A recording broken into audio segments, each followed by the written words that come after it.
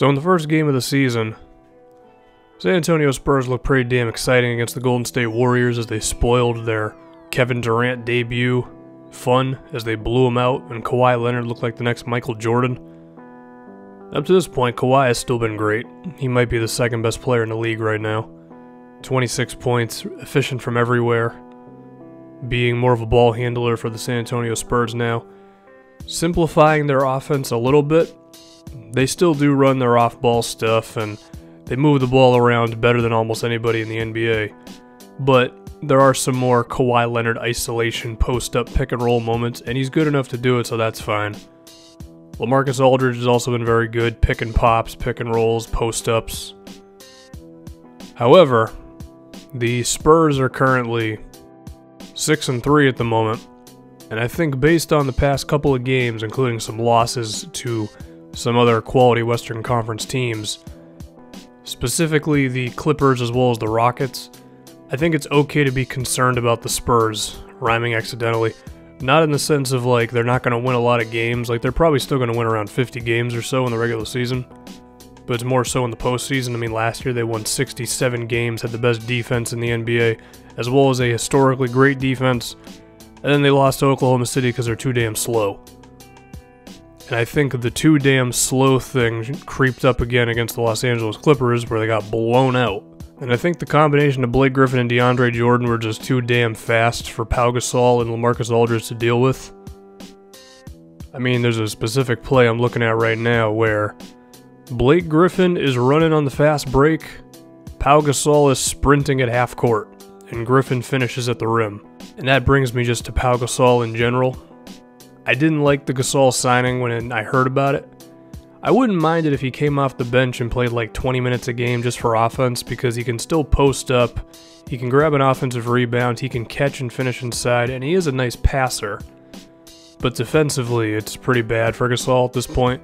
His rim protection isn't horrible, but you ask him to move around the floor at all and it's just not going to happen.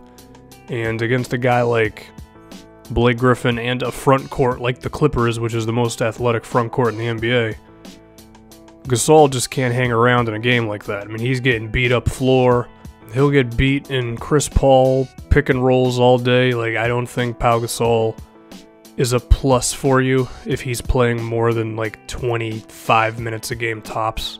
And the thing is, like, LaMarcus Aldridge isn't very intimidating on defense either. He's not a liability like Gasol is. Like, he's average when it comes to defending and the pick and roll and help defense. And an average defender can become a good defender in a really good defensive system like San Antonio has, but Aldridge also doesn't have Tim Duncan next to him anymore, and even as Tim Duncan got older, the one thing he was able to still do was play defense from everywhere. That was like the one area of his game that really didn't regress. He's not there anymore, and you replaced it with one of the worst defensive big men in the league in Pau Gasol. And the same thing can also be said for the game they had against the Rockets, where Houston just ran pick and rolls a lot of the time, which isn't surprising because it's James Harden. And the Spurs just didn't have a lot of resistance when Houston wanted to do that stuff. I mean, the very first play of the game for the Rockets was a James Harden Clint Capella alley-oop. And Gasol, he just kind of got stuck in the middle, you know, a big man with a bit more quickness could get to a spot to where Capella couldn't just dunk over him, or he just wouldn't be able to finish at all. Pau Gasol just can't do that anymore. You relied on Tim Duncan to do that, and now you don't have a guy who can really do that at all. Not only that, but there was another moment in the Rockets game where Pau Gasol, in transition, because he's just friggin' slow as hell, he ended up on James Harden.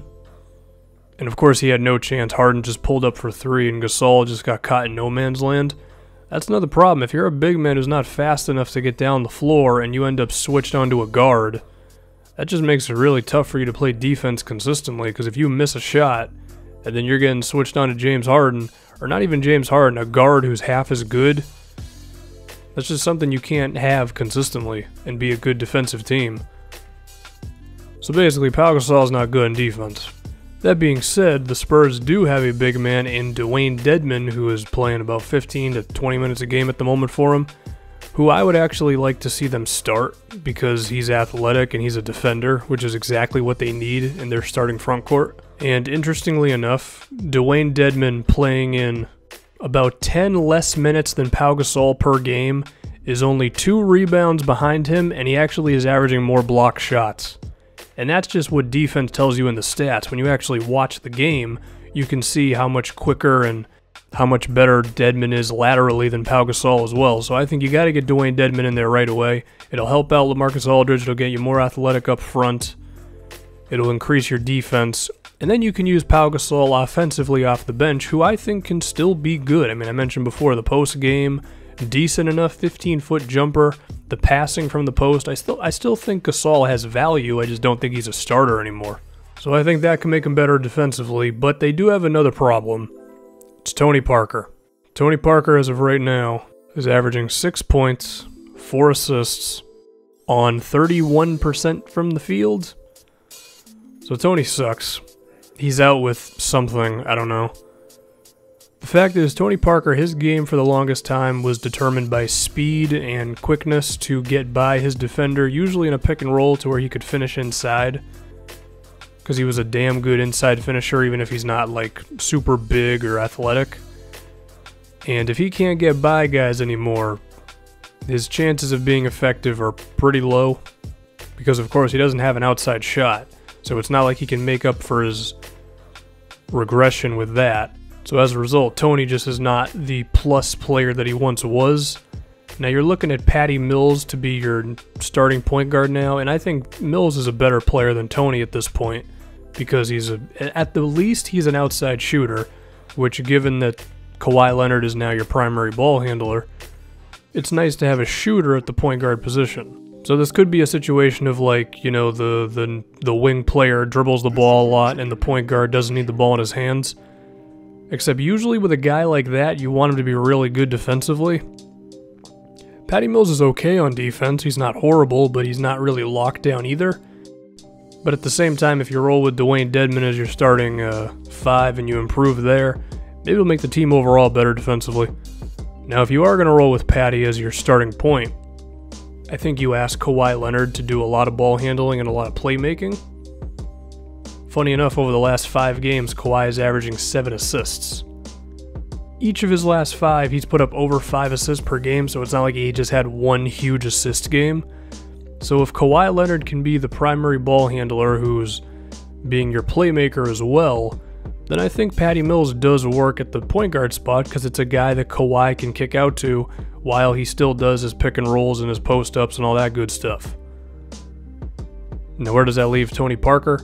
I mean, if Tony comes off the bench, maybe he would still be effective. He might not have the speed and athleticism to get past starters anymore, but second units, maybe. If Tony ultimately shows that he's just not that good anymore, you might have to go out and get another point guard.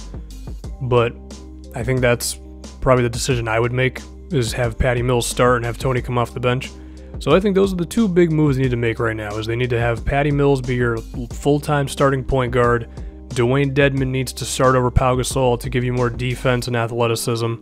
But there are still a few questions with them. One is Danny Green, because Danny didn't shoot the ball well last season. He just came back from an injury. He's only been played 1 game, so we're going to have to give him some time to see if he can really be the outside shooter for them. But if you can put Patty Mills, Danny Green, LaMarcus Aldridge as shooters around Kawhi Leonard, I think that makes you still pretty damn tough to defend. But if Danny Green's not going to be that real outside shooter, you might have to look for someone, because Jonathan Simmons, outside of that 1 game against the Warriors to start the season, really hasn't been that great.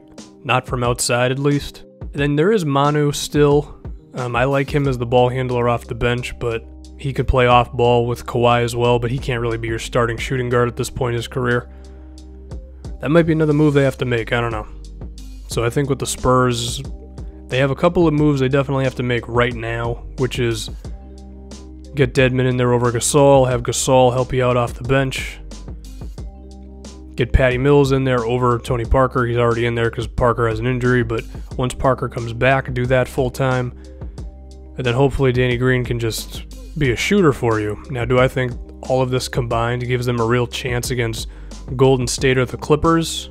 Given how much more aggressive Kawhi is now when it comes to scoring and being a ball handler, yeah, just because he can be a guy who can just take a game over. But I would say they're about neck and neck with the Clippers if the moves I'm suggesting go the way I hopefully assume they would go.